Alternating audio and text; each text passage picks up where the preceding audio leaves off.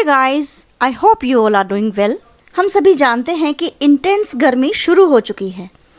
ऐसे में यदि हम सब ने अपना ध्यान नहीं रखा तो हमें डिहाइड्रेशन की समस्या का सामना करना पड़ सकता है।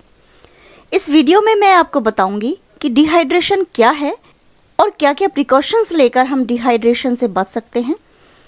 तो let's start the video. Dehydration यानी निर्जलीकरण। जब शरीर में पानी की मात्रा कम हो जाती है तो उस अवस्था को डिहाइड्रेशन कहा जाता है। शरीर में पानी की कमी के कारण शरीर से खनिज पदार्थ जैसे कि नमक और शक्कर कम हो जाते हैं। डिहाइड्रेशन के दौरान शरीर की कोशिकाओं से पानी सूखता रहता है, जिसके कारण शरीर के कार्य करने का संतुलन असामान्य हो जाता है। हमारे शरीर में लगभग 70% पानी होता है। पानी शरीर के लिए बहुत आवश्यक होता है। यह शरीर से विषैले पदार्थ निकालता है, शरीर की त्वचा को स्वस्थ रखता है, पाचन प्रक्रिया में सहायक और जोड़ों और आँखों के लिए भी फायदेमंद होता है। शरीर में पानी की कमी के कारण मध्यम या गंभीर समस्याएं भी उत्पन्न हो सकती हैं। शरीर में पसीने के लगातार आते रहने से शरीर का पानी कम होता रहता है। गर्मियों में डिहाइड्रेशन का खतरा सबसे ज़्यादा रहता है। बुखार, उल्टी, दस्त के कारण भी शरीर में डिहाइड्रेशन हो सकता है। बच्चों से लेकर बूढ़े यह शिकायत कभी भी किसी में भी पाई जा सकती है। डिहाइड्रेशन के कुछ लक्षण हैं: सिर में दर्द, स्मृति पर प्रभाव, कब्ज की समस्या, थकान और सुस्ती, जोड़ों में दर्द, ड्राई स्किन।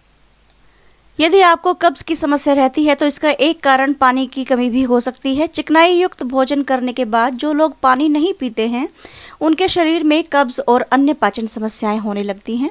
क्लिनिकल न्यूट्रिशन के यूरोपीय जर्नल 2003 में प्रकाशित एक अध्ययन में पाया गया कि तरल पदार्थों का सेवन न करने से कब्ज में वृद्धि होती है। इसलिए कब्ज को रोकने के लिए महत्वपूर्ण है कि आप स्वयं को हाइड्रेट बनाए रखें। सांसों की बदबू आपके शरीर में पानी की कमी का एक और संकेत है। आप क्या खा रहे हैं, क्या पी रहे हैं, इसका असर आपकी सांसों पर पड़ता है। डिहाइड्रेशन की वजह से मुंह में लार कम उत्पन्न होती है और सांसें बदबूदार हो जाती हैं।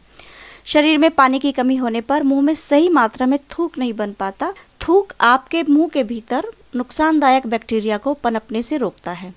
सांसों में बदबू के साथ साथ आपका मुंह भी शुष्क हो सकता है। पानी एक ल्यूब्रिकेंट की तरह काम करता है जो गले में बलगम झिल्ली को नम बनाए रखता है, जिससे मुंह शुष्क नहीं बनता है। पानी की कमी का हमारी स्मृति पर भी प्रभाव पड़ता है। मस्तिष्क में पानी की कमी की वजह से मन, स्मृति और निर्णय लेने की क्षमता पर बुरा प्रभाव पड़ता है। डिहाइड्रेशन की वजह से आप चीज़ों पर फोकस नहीं कर पाते। आपके अंदर वह ऊर्जा नहीं होती जो किसी समस्या या मुद्दे पर सोच विचार कर सके, जिससे आप चीज़ों को भूलने लगते हैं। क्या आपकी स्किन ड्राई है? डिहाइड्रेशन का एक लक्षण ड्राई स्किन भी है। कम पानी पीने से पसीना भी कम आता है और शरीर से विषैले पदार्थ बाहर नहीं निकल पाते। शरीर में पानी की कमी से त्वचा शुष्क और रूखी हो जाती है। डिहाइड्रेशन से मुहासे और एक्जिमा का खतरा बढ़ जाता है। यदि आप लगातार पानी पीते रहेंगे तो यह लक्षण आपको नहीं होंगे। आपके यूरिन का रंग भी डिहाइड्रेशन का स्तर बताता है। यदि आपके यूरिन का रंग पीला या गहरे रंग का है तो आपके शरीर में पानी की कमी है। इसलिए एक दिन में 8 से 9 गिलास पानी अवश्य पिए। पानी की कमी कम रक्तचाप, मस्तिष्क और पूरे शरीर में अपर्याप्त ऑक्सीजन की कमी का कारण बनती है। ऑक्सीजन की कमी थकान और सुस्ती का कारण होती है। सबसे आसान तरीकों में से एक है कि उचित अंतराल पर पानी पीते रहें। सिर में दर्द और चक्कर आना आपके शरीर में पानी की कमी का एक संकेत हो सकता है। डिहाइड्रेशन से आपके दिल की धड़कन भी बढ़ सकती है। अगर आप पानी नहीं पीते तो इसका प्रभाव आपके दिल पर भी पड़ता है। अभी तक हमने जाना कि डिहाइड्रेशन क्या है और डिहाइड्रेशन के लक्षण क्या हैं। शरीर में होने वाले किन किन लक्षणों से हम जान सकते हैं कि हम डिहाइड्रेशन की समस्या से पीड़ित हैं। लेकिन डिहाइड्रेशन को हम कम कैसे कर सकते हैं? कौन से ऐसे घरेलू नुस्खे हैं जिनको अपनाकर हम डिहाइड्रेशन के खतरे को कम कर सकते हैं? इसमें सबसे पहला स्थान आता है दही। उल्टी, दस्त आदि के कारण हुए डिहाइड्रेशन के लिए दही एक अच्छा उपचार है। यह इलेक्ट्रोलाइट्स का भी अच्छा स्रोत होती है, इसलिए पेट के लिए फायदेमंद होती है और आसानी से पच भी जाती है। दही को सादा या दही में काला नमक और भुना जीरा डालकर भी खाया जा सकता है।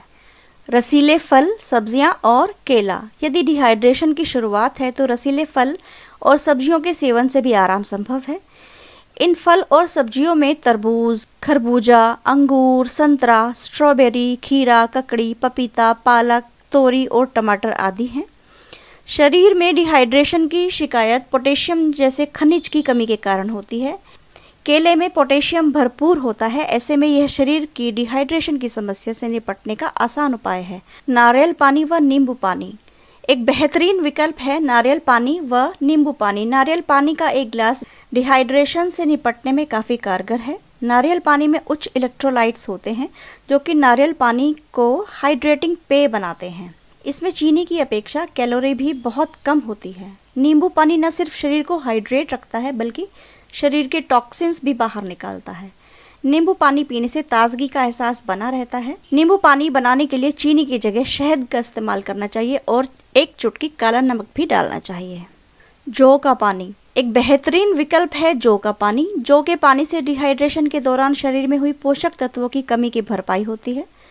जौ आसानी से पच भी जाता है और शरीर को ठंडा रखता है। हमें थोड़े थोड़े अंतराल पर पानी पीते रहना चाहिए। एक ही बार में पूरा गिलास पानी नहीं पीना चाहिए। पानी को घूट घूट करके पीते रहना चाहिए। दिन भर में पानी के छोटे छोटे घूंट लेते रहें। अगर आप एक बार में बहुत सारा पानी पी लेते हैं तो आपका शरीर इसको अवशोषित करने में सक्षम नहीं होगा। और एक बहुत महत्वपूर्ण बात, जब बात पानी के तापमान की आती है तो पहली वरीयता गर्म या गुनगुने पानी को देनी चाहिए। किंतु जैसे आजकल बहुत गर्मी पड़ रही है, इस तरीके से आप सामान्य तापमान का पानी भी पी सकते हैं, लेकिन हमें प्रयत्न करना चाहिए कि ठंडा या बर्फ वाला पानी हम अवॉइड ही करें। और सबसे महत्वपूर्ण बात, अपनी सेहत को लेकर किसी भी छोटी से छोटे लक्षण को भी हमें अवॉइड नहीं करना चाहिए। अपने चिकित्सक से तुरंत संपर्क करें। आप घर पर रहें और सेफ रहें। Thank you and all the best all of you.